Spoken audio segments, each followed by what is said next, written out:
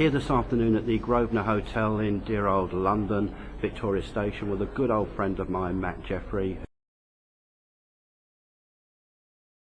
I'm going to ask a final question, which was the one I mentioned about my new passion, and I've kind of thrown a curveball. Okay.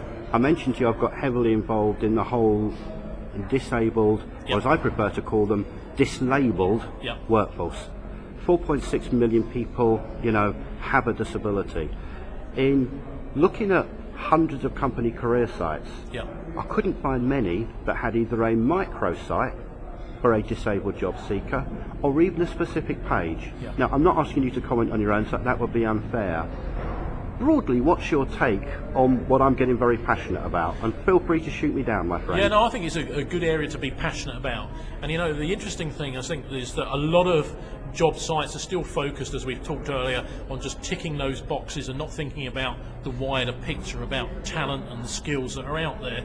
So at the end of the day is that you're quite right. A lot of the disabled community probably do feel disenfranchised about some of the sites, and discussing about the opportunities available and how you can grow and how much freedom and flexibility you have to move forward with your career within a company. And these are all things I think that companies need to look at. But it's not only that, it's obviously diversity as a whole as well.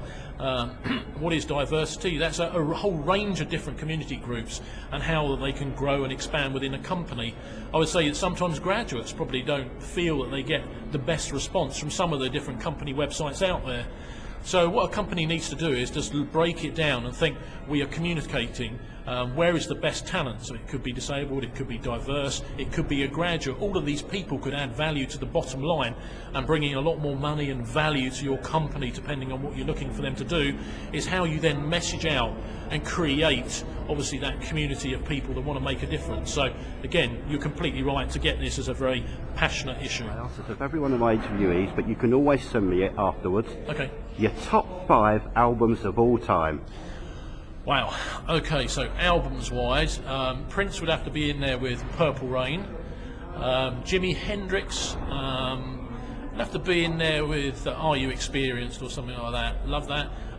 Bob Marley, Legend. I have to put a Rolling Stones ones in there. Exile on Main Exile on Main Street, probably, yes. Yeah. I'll have that in there. And who else should I put in as the 5th one? Let's go Oasis and What's the Story, Morning Glory. So there you go.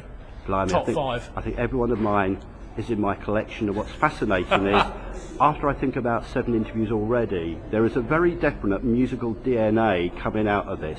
And a lot of it is about music that's about passion, that's got real soul. Thank you ever so much, sir, for a great interview. Thanks, Keith. And audience, listen, it's great.